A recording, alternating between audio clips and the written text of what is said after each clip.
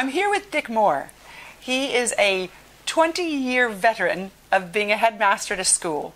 He had 4 children, but unfortunately, one of his sons took his own life. Since then, Dick has devoted himself to helping other people to help their children with mental health issues. Nice to have you here, Dick. Hello. I wanted to talk to Dick about what happened to him, what happened to his son, and what maybe he wished he'd done differently and those sorts of things. What happened to Barney? Barney, from day one, I mean, the essential thing about Barney is he was normal. Normal child from a normal family.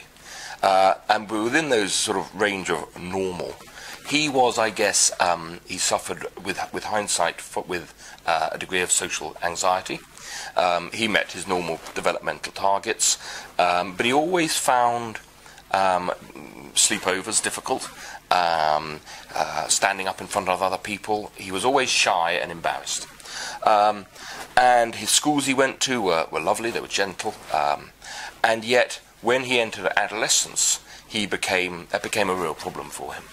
And when he was 15, something, and we're not entirely sure what, but something to do with the girls, triggered a bout of depression that meant he became school phobic.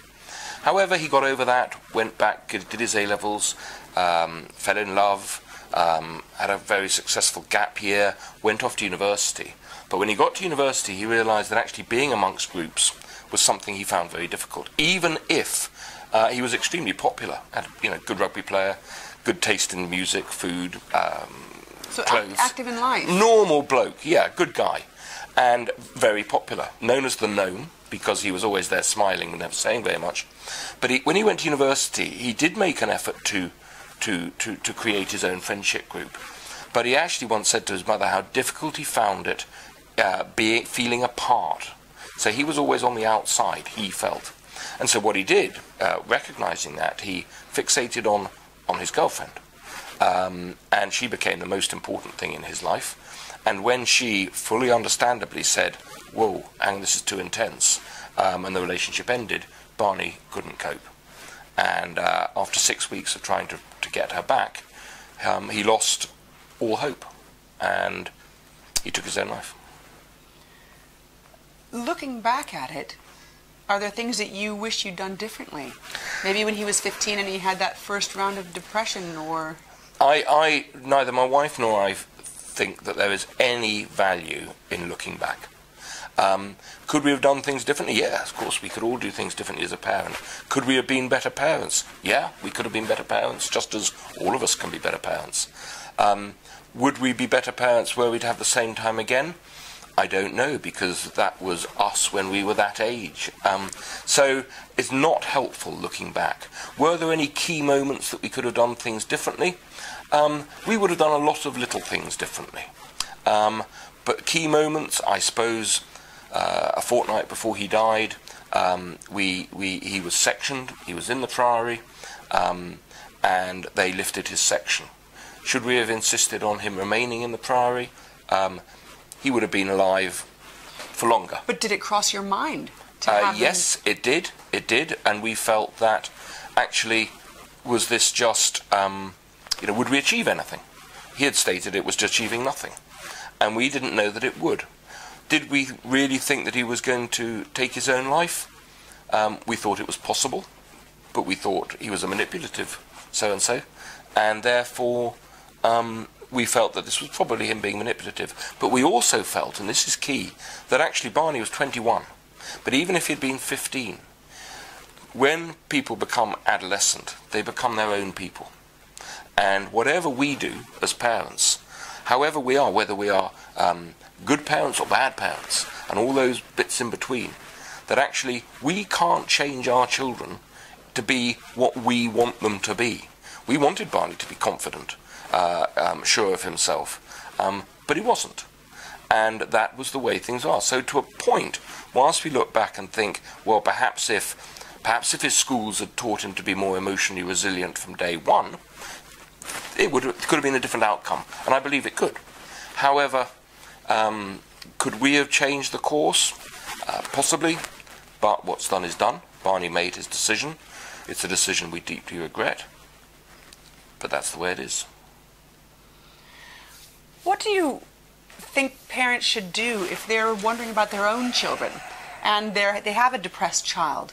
How can they sense whether or not things are actually going to get to a place, a bad place? I think the key thing is whether or not one's child or one's young person, one's adolescent, is engaging with anybody about the issue. In Barney's case, he did not see any purpose in engaging in therapies or treatments. He thought the only thing that was going to solve his problem was his girlfriend coming back. But I do believe that if, as a parent, if one's child will engage with oneself, or if not with oneself, with a sibling, with a GP, with a counsellor, with a psychiatrist or a psychologist, then that is a big positive. Once that engagement ceases, or if it's hard to achieve in the first place, that is when one needs to be particularly observant. And there are various signs that one would notice, and becoming withdrawn is definitely one of them. Particularly if a child is withdrawn and then appears to lift themselves a little bit, that's actually quite a worry, because what can happen is a young person can be in the depths of depression and then rationalise the fact that there is an answer. So they suddenly feel empowered slightly. They suddenly feel empowered, it makes them feel better, but the empowerment is the knowledge that that they could take their own life. I think we, as parents and as a society, find the whole idea of suicide as being very difficult to handle. It's very uncomfortable. And that is why the most important piece of advice that I can give anybody who cares for a young person is that if you are worried about whether or not your son or daughter or your pupil is at risk of serious self-harm or taking their own life, you have to ask 3 questions. Question 1, are you thinking of taking your own life? That's very, very difficult for parents to ask that question, because you don't want to give your child the thought of doing it.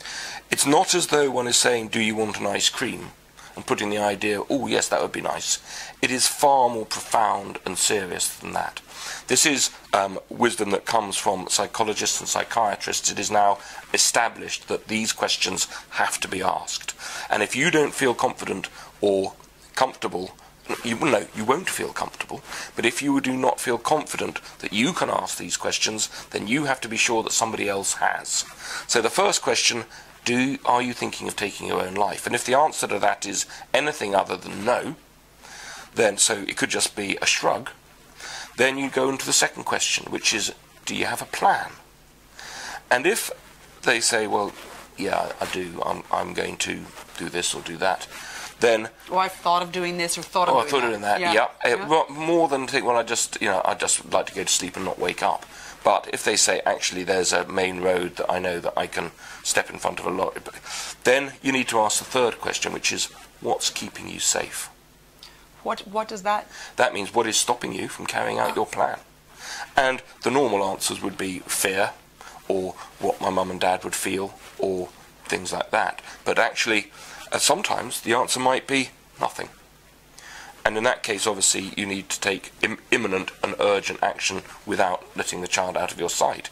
But the other thing is, the important thing is that if a child is deeply depressed, or if somebody is deeply depressed, then 2 hormones that reduce significantly are those responsible for fear and empathy.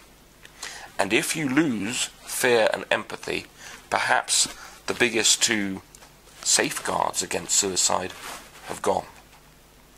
And one needs to be therefore alert to a reduction in empathy and a reduction in fear. These are not able to relate to people. They don't feel they're connected. You know, if my son were thinking of killing his own, well, when Barney thought of taking his own life, it will have crossed his mind, what will Mum and Dad do? At least I rather hope it crossed his mind. And if he was able to say, as he actually did say to his cousin, they'll be okay, they're stronger than me, it means that he hasn't really empathised with those who love him. Mm-hmm. And therefore that no longer is a barrier to taking this drastic action. Now, you did say that this doesn't come from you. This is actually from psychiatrists. Yeah. These are known questions, and these are these are the Absolutely. things that actually do need to be... They do need to be asked. Absolutely.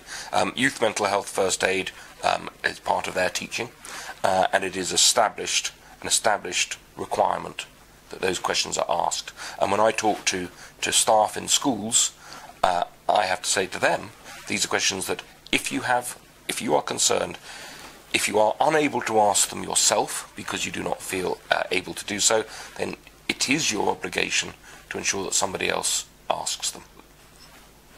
Absolutely. Fantastic. Thank you so much for sharing that information with us, because that is going to help a lot of people who have these questions in their minds about their own children and don't know what to do. So we've had Dick Moore here today. To find out more about Dick, you can look on my website. We have another video about spotting teenage mental health issues, and he's written a lovely blog. You'll find it all on my website, where you will also find a link to his website. Thank you. Thanks, Dick. Thank you, Karen.